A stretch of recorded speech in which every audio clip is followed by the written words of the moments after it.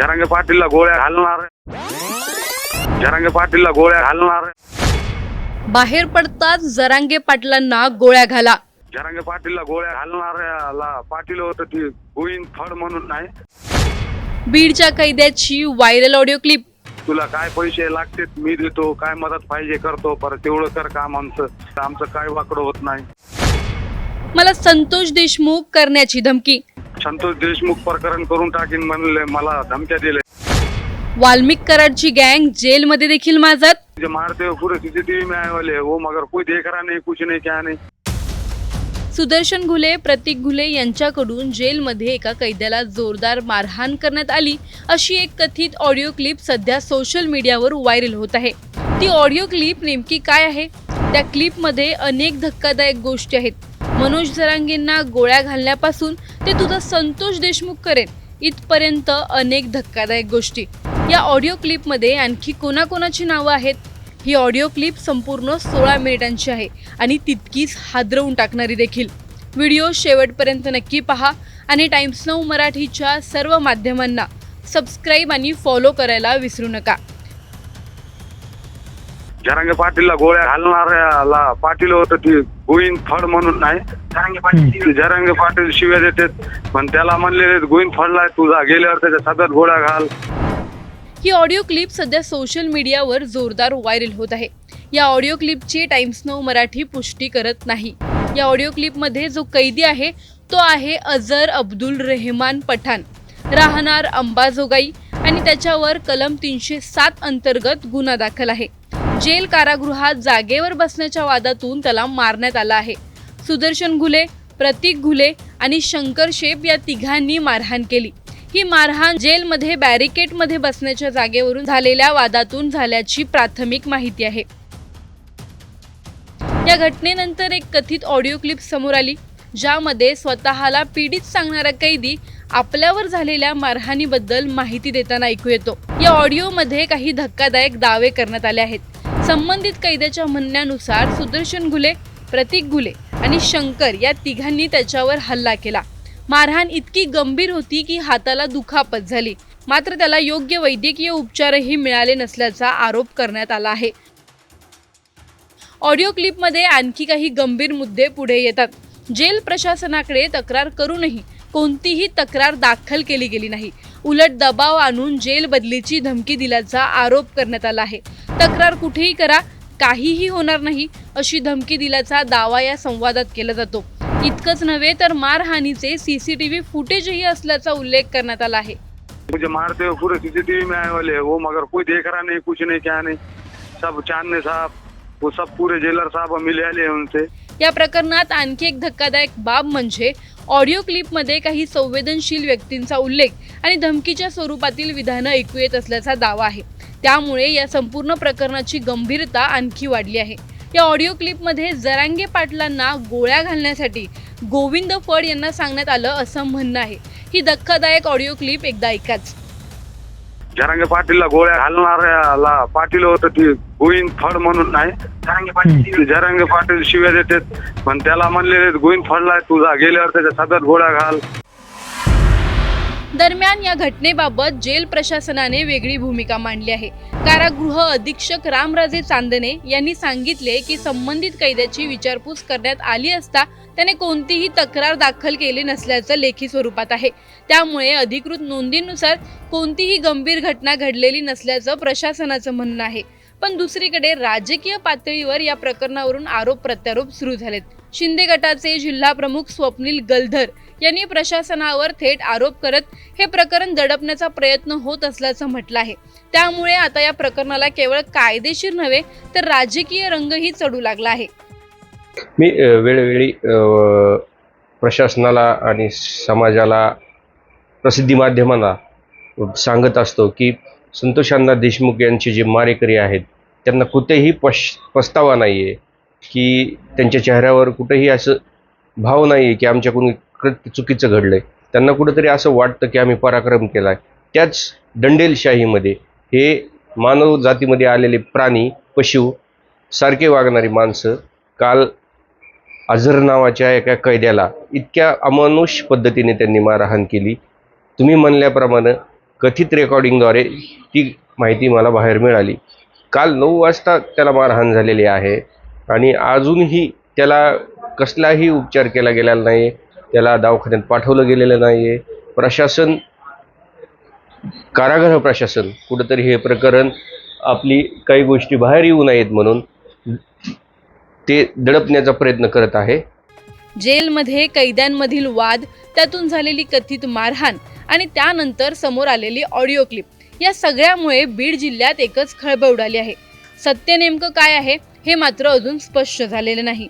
जेलच्या भिंतीआड नेमकं काय घडलं आणि काय लपवलं जातंय? कथित ऑडिओ क्लिपमधील दावे कितपत खरे आहेत आणि त्याची चौकशी कितपत पारदर्शक होणार? जर कैद्याला सुरक्षितता नसेल तर त्या व्यवस्थेवर विश्वास ठेवायचा कसा? सर्वात मोठा प्रश्न म्हणजे हा प्रकार खरंच छोटा वाद होता की कारागृहात पुन्हा गँगची दहशत डोकं वर काढते? तुम्हाला या प्रकरणी काय वाटतं? आम्हाला कमेंटमध्ये नक्की कळवा. व्हिडिओ लाईक व शेअर करायला विसरू नका. तसंच अशा नवनवीन अपडेट्ससाठी व माहितीपूर्ण व्हिडिओजसाठी टाइम्स नाऊ मराठीला नक्की फॉलो करा. हेलो, हाँ बोलो ना. वो रात में उन्होंने मेरे अंग पे आए पूरे तीनों. तुमचं काय नाव आहे म्हणले? मेरा नाम अजहर अब्दुल रहमान पठान है, मैं अम्बेजोगी का हूँ. हाँ हाँ मैं पर डायरेक्ट में था. सुदर्शन घुले, प्रदीप घुले और शंकर मधुकर शेख, ये तीनों आए और डायरेक्ट मुझे मारना चालू करे. मैं बात भी कर रहा तो बात नहीं करने दे रहे. मेरा हाथ है तो उखड़ गया, ऊपर हड्डी निकल गई और सुन रहे भी नहीं. साहब लोग अभी कोई सुन रहे नहीं मेरी बात और सब वो उनसे मिले हुए हैं, पैसे खा रहे उनसे और मेरे को न्याय दे बोल रहा तो मेरे को न्याय भी दे रहे नहीं. मैंने बोला ना तुम्ही जेलरला बोलले का? जेलरला बोललो. जेलर म्हणला जेलर त्यांचाच माणूस आहे, त्यांच्याकडून पैसे गिसे घेतले पण आणि त्याची बदली पहिले जे जेलर साहेब होते त्यांची बदली, गायकवाड साहेब जे होते त्यांची बदली त्यांनीच केली. और अभी जो जेलर आए चांदने साहब, उनको सुप्रिंटेंडेंट बना इन्होंने, करके वो भी मेरा सुन रहे थे और मुझे डरा रहे, मुझे धमकियां दे रहे. वो एक साहब है वो एक स्टार वाले चिंचा है, उन्हें भी मैं डरा रहे. मैं कुछ बोल रहे तू सीधा रहो, चल कुछ नहीं होता, दवाखाने में लेके जाएंगे नहीं तो तेरी जेल बदली करेंगे, ऐसा बोल के मेरे को डरा रहे. मेरे घर पे बोल रहे, मेरे को बोल रहे तेरे नंबर पे फोन लगाते, तेरे घर को समझाते, मेरे घर को उठाने लगाते, मेरे घर को भी धमकियां देने को जाने वाले हैं उनसे लोग. मुझे न्याय दो, मेरे घर को समझ करो थोड़ा. ठीक आहे. तुम्ही कुठल्या केस मध्ये इथं? मी 307 मध्ये आहे, 5-6 महिने नाही तर आहे. ती म्हणाले कसंही फरक करतो तुझा, मी सांगतो कसं करायचं, आमचं काय वाकडं होत नाही. संतोष देशमुख प्रकरण करून टाकीन म्हणले, मला धमक्या दिले रात्री. मी म्हणलं बघू, म्हणलं मी कोर्टाला सांगतो. सांग म्हणले कुणाला सांगायचं, काय आमचं वाकडं होत नाही म्हणले. बाबा लोक होते तिथं, हे जेलचे पोलीस वाले होते, साहेब लोक, परळपती होते, ते तू काय करू शकत नाही म्हणले. मी म्हणलं आता बघू म्हणलं, मी बघतो म्हणलं कोर्टाला ती सांगून. मग रात में 10, साढ़े 10, 11 बजे, 10 से 11 बजे तक हुआ है और सीसीटीवी फुटेज वो सब है उसमें, कितने जनों मार रहे थे क्या है. अभी तक दवाखाने में नहीं ले गए, कुछ नहीं, क्या नहीं, हाथ की हड्डी ऊपर आ गई. तुम्हाला मारलं ते सीसीटीवी मध्ये आहे का? हाँ, मुझे मारते हुए पूरे सीसीटीवी में आए वाले वो, मगर कोई देख रहा नहीं, कुछ नहीं, क्या नहीं. सब चांदने साहब, वो सब पूरे जेलर साहब मिले आले हैं उनसे, कुछ मेरा सुन रहे नहीं, कुछ नहीं, क्या नहीं, खाली गालियां दे रहे वो. अभी भी छोकरे को तुम मेरे को न्याय दिलाओ भाऊ, भी करो, मेरे को न्याय दिलाओ. इतना बहुत बोले तो बहुत दादागिरी कर रहे हो. किसको डरा रहे? मेरे को बोले तेरी जेल बदली करेंगे, नहीं तो तू छूटा कभी भी तो तेरे को एमपीडी गुना लगाने लगेंगे. हमारे पुलिस वाले है बाहर, हम पैसे खिलाए तो हमारे तरीका बोलते, ऐसा बोल रहे. पूरे धमकियां, खुले धमकियां दे रहे. एक भाई पहले जेल का पुलिस वाले बाबा थे तो उनको भी बोले, मेरे सामने बोले थे तो बोले गोलियां डालूंगा बोले. थी मैं गवाह साक्षीदार था उसका, मैं अंदर ही था जब मेरे सामने छुआ था वो. गालियां गलौज उनको भी करे थे. अभी आप मेरे गौते बाबा थे, हाँ गौते बाबा मन, हाँ उनको भी गालियां गलौज दिए थे. कुणी दिले होते गौते बाबाला शिव्या? प्रतीक घुले. आणि आता हे वाद जो आहे तो तुमचा कशामुळे वाद आहे? काय नहीं, मैं वहाँ बैठे आला था, इसके एक महीना मी को बोले मेरे जगह पे बैठे आला था, मैं मी को बोले चल उठ सड़क बोल के, मैं बात कर रहा हूँ जब तक तो आके फटाफट मारना चालू कर दे तीनों चारों। कुठे तुम्ही एका रूम मध्ये आहेत का ते? हाँ 6 नंबर में था झगड़ा, हाँ। झगड़ा खाली इतना हुआ कि उन्हें बोला मी को आवाज नहीं करने का, बात नहीं करने का, चुप सो जा। मैंने बोला एक जने को घुर्राए वाला है, उसको हाँ। देख रहे, उन्हें गिर लोग जा रहे तो उसको हाँ। बाहर काट रहे थे, ती कुछ गाल्या हाँ। दे रहा। मैंने बोला ती कुछ जनो दिख रहे नहीं क्या, तुम्ही को गाल्या दे रहा। हाँ बोले मैं देता, ती क्या करता कर। मैंने बोला मैं बाबा को बोलता, तो डायरेक्ट मारने कुछ आंग पे चाहे बदाबद मारना चालू करे। हाँ हाँ हाँ हाँ इसके पहले हुआ था 1-1.5 महीना हाँ। पहले जरंगे पाटील चालता, तर म्हणले जरंगे पाटील ती जरंगे पाटीलला गोळ्या घालणाऱ्याला पाटील होतं, ती गोविंद फड म्हणून नाही, ती आपलं लोखंडीच्या पुढे एक गाव आहे, हा. ती कोणतं गाव आहे लक्षात नाही। जरंगे पाटील शिव्या देतात, पण त्याला म्हणले गोविंद फडलाय तुझा, गेल्यावर त्याच्या सतत गोळ्या घाल, तुला काय पैसे लागतात मी देतो, काय मदत पाहिजे करतो, परत तेवढं कर काम आमचं, अशा धमक्या देते। मैं मेरे सामने बहुत जनों को धमकियां दी है, मगर मैं बहुत डर रहा था। अभी फिलहाल गोविंद फड मध्ये होता का? हाँ अंदर था वो, 307 अट्रॉसिटी में 3-4 गुने में था, उन्हें छूट के गए वाला है। हाँ धर्मपुरी का है, धर्मपुरी का गोविंद फड़ बोल के, हाँ हाँ हाँ तो उसको बोल के रखे। अब उन्होंने बोल रहे कि छूटने के बाद को गोलियां डाली हमने, यहाँ जेल के बाहर भी तो कुछ नहीं होता हमारा, तेरा बोल रहे हाँ साहब। मैं छूटने आया, मैं गरीब है, मेरे को भई पीना ना, गरीब घर का हूँ मैं, यहाँ एखादा बाहर मारे तो क्या करूँ, नाही, मेरे को त्या- तुम्ही न्याय दिला।